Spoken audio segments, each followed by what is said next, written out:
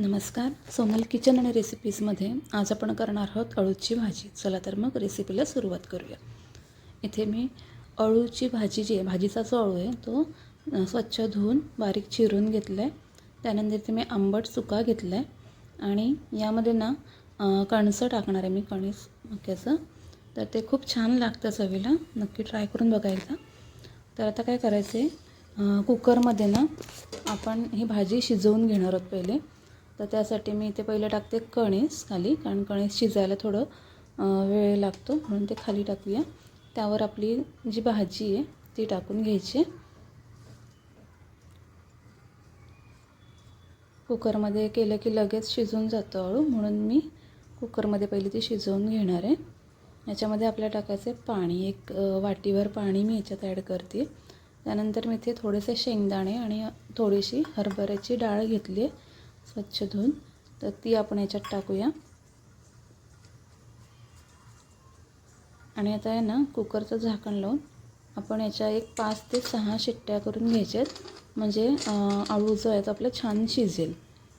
तोपर्यंत आपण काय करायचं, एक छोटंसं वाटण करायचं आहे. इथे मी ओलं खोबरं घेतले, एक 3 हिरव्या मिरच्या घेतल्यात आणि जरासं जिरं घेतले. बघा आपली जी भाजी आहे ती शिजली आहे. तर त्यातलं काय करायचं, आता जे आपण मक्याचं कणीस टाकलं होतं ना, तर ते आपण बाहेर काढून घ्यायचे. मग छान शिजतं मक्याचं कणीस, एक 5 ते 6 शिट्ट्यांमध्ये छान शिजतं आणि जी भाजीची चव आहे ती पण त्यात उतरते आणि कणसाची चव जी आहे ती भाजीत उतरते मस्तपैकी. तर बघा आता ही जी भाजी आहे ना ती आपल्याला घोटून घ्यायची. तरी चमच्याने मी ढवळून घेते आणि नंतर मग आपण रवीने त्याला छान घोटून घेऊया.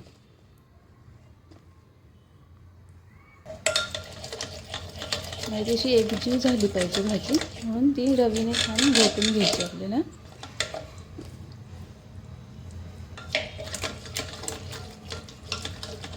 आमच्याकडे नागपंचमीला अळूची भाजी करतात, तर म्हणून मी आज केली होती. ती रेसिपी मी तुमच्या इथे शेअर करते. आता याला फक्त फोडणी द्यायची आपल्याला. तर त्यासाठी इथे कढईत तेल घेतले, त्यामध्ये आपण टाकूया मोहरी. त्यानंतर थोडंसं जिरं इथे घेतले. तुम्ही जर लसूण खात असाल तर लसूण टाका, लसूण पण चांगला लागतो. पण आज सोमवार आहे, श्रावणी सोमवार, तर तेव्हा आम्ही खात नाही लसूण, म्हणून मी ते फोडणीला लसूण नाही टाकले. आता कढीपत्ता टाकूया. जर तुम्ही खात असाल तर, किंवा एरवी जेव्हा आपण बनवतो तेव्हा ह्याला लसणीची फोडणी द्या, ती पण फोडणी छान लागते अळूच्या भाजीला. आता यामध्ये आपण टाकायची आपली जी भाजी आपण घोटून ठेवली अळूची ती.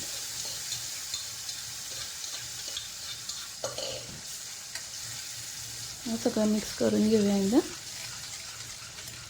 आता तुम्हाला अळूची भाजी कशी पातळ हवी तितकं तुम्ही याच्यामध्ये पाणी टाकून घ्या.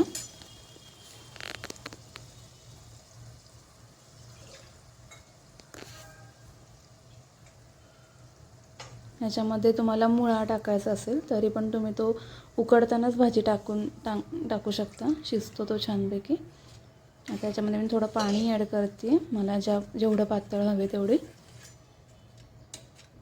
कारण याच्यात कणीस पण येणार आहे परत, त्यामुळे थोडंसं पातळच करा.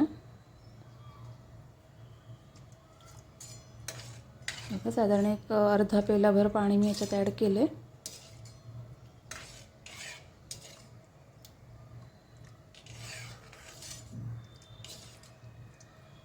याच्यामध्ये अजून आपल्याला वाटण टाकायचे. तर ते मग असे आपण जे वाटण केलं खोबरं, लसूण आणि खोबरं, मिरची आणि जिऱ्याचं, तर त्यातलं मी 2 चमचे वाटण याच्यात टाकले. छान मिक्स करूया. जर तुम्हाला वाटण नसेल करायचं तर तुम्ही मिरच्यांचे तुकडे करून ते तुम्ही फोडणीला टाकू शकता, जर तुम्हाला खोबरं वगैरे नसेल घालायचं तर. बघा अशी लाटसर भाजी झाली आपली.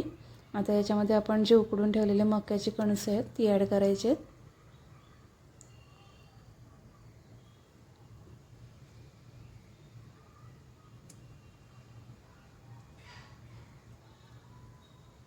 तुमच्या इथे नागपंचमीला कोणती भाजी करतात मला कमेंट करून नक्की सांगा. आमच्या इथे नागपंचमीला अळूची भाजी आणि मोदक करतात. यामध्ये मी आता टाकलं थोडीशी चिंच. आपण आंबट चुका टाकल्या ऑलरेडी, पण थोडीशी चिंच मी याच्यात ॲड केले. त्यानंतर चवीपुरतं मीठ टाकायचं आहे. ही जी भाजी आहे ती आंबट गोड छान लागते, म्हणून थोडी याच्यात गूळ टाकायचा आहे आपल्याला. 1-2 चमचे मी याच्यात गूळ टाकला आहे. आणि एकदा ही छान भाजी आपण मिक्स करून घेऊया. अगदीच थोड्या सामानात होते ही भाजी, पण तशाच भाज्या खूप छान लागतात. खूप मसालेदार भाज्या पण एवढं खास नाही लागत. तर बघा आपली अळूची भाजी जी आहे ती तयार आहे. एकदा छान आपण याला उकळी काढून घेऊ मस्तपैकी, की ही भाजी आपली खायला तयार आहे.